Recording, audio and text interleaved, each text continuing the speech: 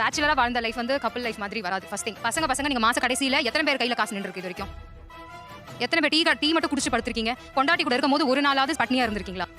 Marriage ஆகி 2 years ஆகுது. இன்ன வரைக்கும் நான் துணி துவைச்சதே இல்ல. 2 வருஷமா அவங்க தான் அந்த வேலையை பாக்குறாங்க. இப்போ ஆக்சுவலா யாரு டிராமா போறா? அவங்களா நீங்களா? அவங்க ஸ்ட்ரைட்டா இல்லைன்னு வருத்தப்படுறீங்க, நீங்களும் ஸ்ட்ரைட்டா இல்லையே. இன்னைக்கு நீ என்ன விஷயம் பேசும்போது அப்படின்னா, ரீசெண்டாக ஒரு வார்த்தை நாங்கள் கவனிச்சது டிராமா குயின் அப்படிங்கிற வார்த்தை. ஓ, அப்படி வேற சொல்லி வச்சிருக்காங்களா? ரொம்ப கெடுதல் பண்றீங்க. அது ஏன் அப்படி சொல்றாங்க அப்படின்னு கேட்டால், அந்த ஒரு விஷயத்தை சாதாரணமாக சொல்லிட்டு போயிடலாம். அதுக்கு எதுக்கு இவ்வளவு பூடகம், இவ்வளவு எக்ஸ்பிரஷன், இவ்வளவு ஓவர் போர்டடான எதிர்க்கணும்? அவனை செத்தங்கடா, அவன் உங்ககிட்ட மாட்டலடா, நீங்க தாண்டா அவங்கிட்ட மாட்டிருக்கீங்க. இந்த டிராமா குயினா அவங்க மனைவி எப்படிலாம் இருக்கிறாங்க அப்படின்னு இவங்களை கேட்டால் கொஞ்சம் ஓவரா இவங்க போவாங்க. அதனால முதல்ல நம்ம கன்ஃபெஷன் சைடுக்கே வந்துருவோம். அந்த சண்டாளா நினைச்ச மாதிரியே சரிங்க திருப்பி விட்டானே, நான் என்ன பண்ணுவேன்? பேசிக்கா எனக்கு வந்து அவங்க தூங்கினா பிடிக்காது சார். ஸோ காலைல நான் ஒரு 7 மணிக்கு எந்திரிச்சிட்டேன் அப்படின்னா அவங்களும் எந்திரிச்சிடணும். நாம் யாருக்கு என்ன தீங்கு செய்தோம்? நமக்கு மட்டும் ஏன் இப்படி எல்லாம் நடக்கிறது? அந்த சொக்கநாதரின் திருவிளையாடலை நம்மிடம் தான் காட்ட வேண்டுமா? மனுஷன் தூங்கிட்டு இருந்தாருன்னா என்ன சொல்லி கலப்பலாங்கிற ஒரு ஆட்டோமேட்டிக்கா நமக்கு ஒன்று தோணிடும். ஸோ என்னென்ன பண்ண முடியுமோ என் சைட்ல இருந்து எல்லாமே பண்ணுவேன் சார். அவ்வளவுதான். என்னையோட உறவு அந்திருச்சுன்னு வச்சுக்க, எம்ஏ மூஞ்சிலி முடிக்க மாட்டேன். நான் சொல்றேன் கேட்டு போங்கயா. போதும்.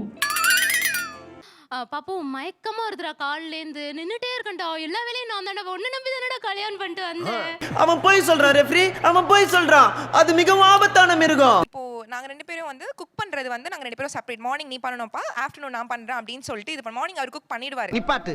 நீ சொல்ற பூரா நம்பி ஏமாறதுக்கு நான் ஒன்னும் சொங்கியும் கிடையாது, உன்னை மாதிரி மங்கியும் கிடையாது.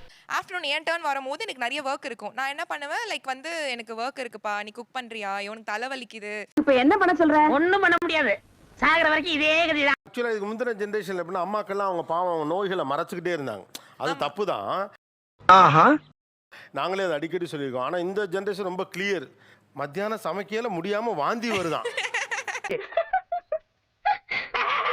நான் ஆக்சுவலி பர்த்டேக்காக ட்ராமா பண்ணுவேன். என் ஹஸ்பண்டுக்கு எதுவாக இருந்தாலும் ஒரு ட்ராமா பண்ணாதான் புரியும். அவங்க மரமண்டைக்கு அது வரைக்கும் ஏறவே ஏறாது.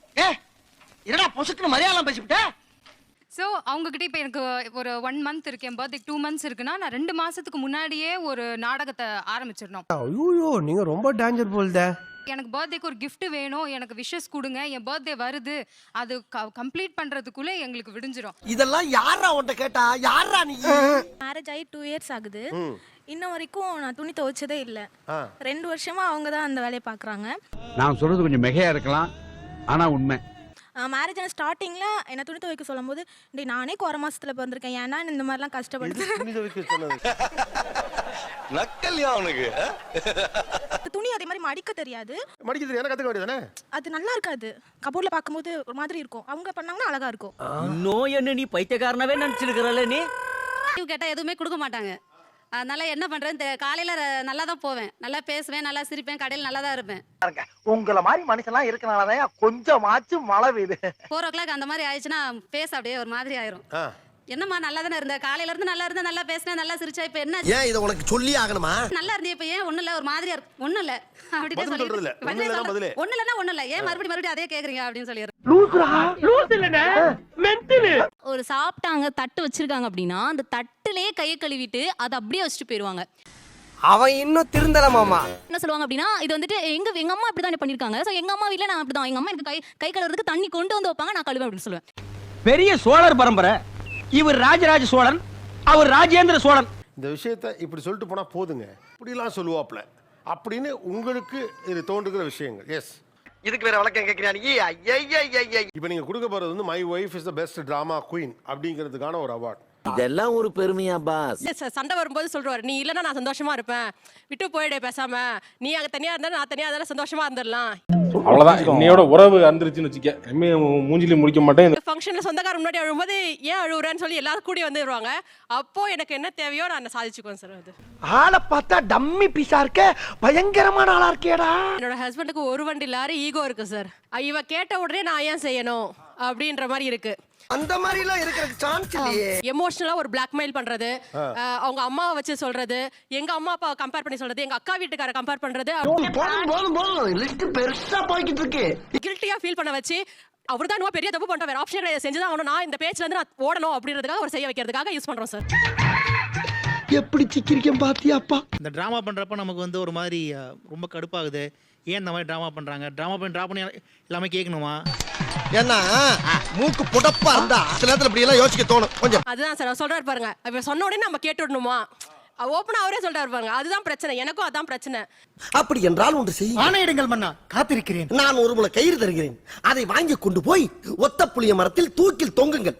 ஒரு விஷயத்த சொல்றாங்க, சொன்ன உடனே அதை செய்தால்தான் என்ன? இப்போ நம்ம சொன்ன உடனே அதை செஞ்சுட்டாக்கா அவங்களுக்கு அது ஈஸியாக கிடைச்சிருமோன்ற ஒரு இது இருக்கு எனக்கு. உன்னையெல்லாம் சின்ன வயசுலேயே கள்ளிப்பால் கொடுத்து கொண்டிருக்கணும்டா.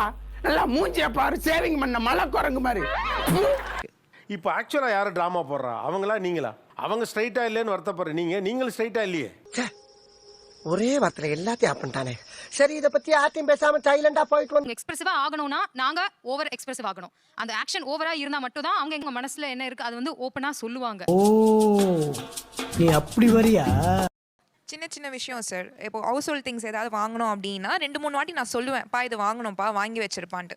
சீக்கிரம் சொல்லுங்க, எனக்கு நிறைய வேலை இருக்கு. 3-4 வாட்டி இதுவாயும் அவர் வாங்கவே மாட்டாரு. நான் ஒரு இடத்துல நான் கத்துறேன், ஒரு அரை மணி நேரம் லெக்சர் கொடுக்குறேன் அப்படின்னா மட்டும் தான் அடுத்த 10 மினிட்ஸ்ல அது வாங்கிட்டு. ஒரு விஷயம் ஒருத்தவங்க சொல்றாங்க அப்படின்னா ஒரு வாட்டி சொன்னா நீங்க அலட்சியமா எடுத்துறது ஓகே, 2-3 வாட்டி தொடர்ந்து சொல்லிட்டே இருக்காங்க. பட் அது அவ்வளவு அலட்சியமா எடுக்கிறதால எங்களால எடுத்துக்க முடியல. ரொம்ப திட்டவும் முடியல. ஒரு அளவுக்கு மேலே வேணா வேற ஏதாவது வார்த்தையை பேசி விட்டுருமோன்னு வேற பயமா இருக்கு. நான் வேலையில இருப்பேன், அவங்களால ஒரு பேக் தூக்க முடியும், ஆனா அந்த பேக் தூக்க முடியாது. நான் வேலையை விட்டுட்டு வர வரைக்கும் வெயிட் பண்ணுவாங்க. சின்ன பாசம் லைக் அவர் இருக்கும்போது நான் ஏன் வேலை செய்யணும் அப்படின்ட்டு.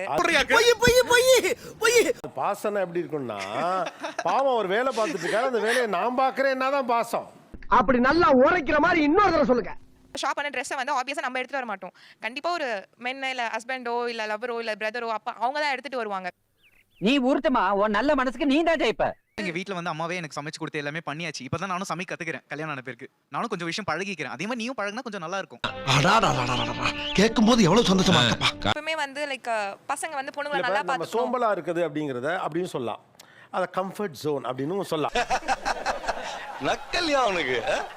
இல்ல எனக்குமே அவர் அதாவது கம்ப்ளைண்டா என்கிட்ட வந்து சொன்னது இல்ல, நானே எல்லாமே செஞ்சுட்டு இருக்க மாதிரி இருக்கு அப்படின்ட்டு. அவருமே அது விருப்பப்பட்டு தான் செஞ்சுட்டு இருக்காரு. ஆரம்பத்துல இருந்து பூரா போய் பட் சில டைம்ல இந்த மாதிரி ஒரு மேடையோ வாய்ப்போ கிடைக்கல சார். அதுக்கு தான் காத்துட்டு. ஏன் ஃபங்க்ஷன் இன்னைக்கே நிகழ்ச்சிக்கு வந்தேன்னு எனக்கு தெரியும். ஏன்டா சிரிக்கிற? முதுகிலம்லாம் தெரியுதுடா. முதுகெலும்பு தெரியுதா? டேய் இதை செய்டா அதை செய்டா அப்படின்னு எனக்கு என்ன இருக்கும், மா போமா நான் அப்புறம் பண்ணிக்கிறேமா போமான்னு அம்மாட்ட நான் சொல்லிடுவேன், தைரியமா சொல்லிடுவேன். எனக்கு எந்த பிரச்சனையும் வராது. தங்கு வேற அந்தரம். இப்போ நானும் என் ஒய்ஃப் தனியா இருக்கும். ஒய்ஃப் வந்து எனக்கு சொல்லும் போது என்னதான் அவங்க ஒரு பெண்ணிட்ட இருந்து அந்த மாதிரி வருது. நான் அவங்க அம்மாவை பாக்குறதுனால வண்டி ரொம்ப ஸ்பீடா ஓடுதுடா, நிப்பாட்டு. ஏய் சும்மா போட்டு நீ போய் பண்றீ அப்படின்னா அம்மா மாதிரியே அவங்க பண்ணிப்பாங்க அப்படின்னு நினைச்சிட்டு நான் அந்த மாதிரி ஒரு ரிப்ளை கொடுப்பேன் அவங்களுக்கு. டேய் இவன் வேற என்னை ரொம்ப டார்ச்சர் பண்றான்டா. ரெஸ்பான்சிபிலிட்டிஸ் ஒரு ஹஸ்பண்ட் அண்ட் ஒய்ஃபுக்கு சொன்ன மாதிரி வெறும் லவ் இல்ல ஒரு காய்கறி வாங்க அது மட்டும் ரெஸ்பான்சிபிலிட்டி கிடையாது.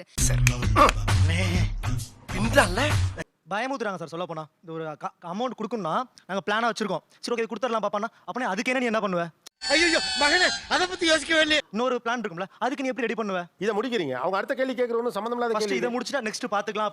எப்படி பாத்துப்பீங்க? ஏயா இன்னைக்கு நீ இப்படி உயிரை வாங்குற? நீ வாதாரப்ப என்னைக்காவது நான் குறுக்க போந்திருக்கனா? அடிக்கடியா ஒரு மனுஷன் கிராஸ் பண்ணுவா. இதுக்கு நேர் ஆப்போசிட்டான ஒரு சிச்சுவேஷனை நான் சொல்றேன். அதிகமான இந்த இளைஞர்கள் இன்னைக்கு நிறைய கடன் வாங்குறீங்க. ஏன் வாங்குறீங்க? என்ன வார்க்கும் எனக்கு என்னடா தெரியும், கேளுடா. நீ சாம்பார் வைக்கிற பத்தி நீ கேட்கலங்கிற ஒரே காரணத்துக்காண்டி நீ என்ன காசு வச்சிருக்க, என்ன கடன் வாங்கினேன்னு உங்க பொண்டாட்டி கேட்க கூடாதுன்னு நினைக்கிறதே தப்பு. என்னப்பா பண்ண சொல்ற? முருகன் ஒவ்வொருத்தரோட வாழ்க்கையும் தாறுமாறா விளையாடுறான்ப்பா. சோ எங்களுக்கும் தெரியும் சமைக்கிறதுக்கு எவ்வளவு ஆகும், கேஸுக்கு எவ்வளவு ஆகும். சோ இது எல்லாமே தெரிஞ்சு எனக்கு ஒரு லைஃப் மட்டும் வராங்க. என்ன மாதிரி ஒருத்தங்க இருக்காங்க. சோ இதை என்னால மெயின்டைன் பண்ண முடியாது. என்னைய क्वेश्चन பண்றாங்க. உன்னை கேட்டாரா அவரு? கேட்டாரா? என்ன சின்ன பழத்தனமா இருக்கிற ஆஸ்கல். அதிக பிரச்சனைமா போய் இருக்கீங்க. பேச்சுலரா வாழ்ந்த லைஃப் வந்து கப்பல் லைஃப் மாதிரி வராது. ஃபர்ஸ்ட் திங் பசங்க நீங்க மாச கடைசியில எத்தனை பேர் கையில காசு நின்று இருக்கு இது வரைக்கும்? நீ கேட்ட ஒவ்வொரு கேள்வி என்ன செருப்பால அடிச்ச மாதிரி இருக்குடா. எத்தனை பேர் டீ மட்டும் குடிச்சு படுத்திருக்கீங்க? பொண்டாட்டி கூட இருக்கும் போது ஒரு நாளாவது பட்னியா இருந்திருக்கீங்களா? நீங்க சிரிக்கிறதுக்காக சொல்ல சின்ன பையன் மக்களே சிந்திங்க. இல்ல மாச கடைசியில உங்களுக்கு கையில காசு இல்லாம போயிருக்கு. நீங்க பேச்சுலர் லைஃப்ல நீங்களே சொல்லுங்க. காசி இதெல்லாம் எப்படிப்பா, இதெல்லாம் எப்படி உன்னால முடியுது?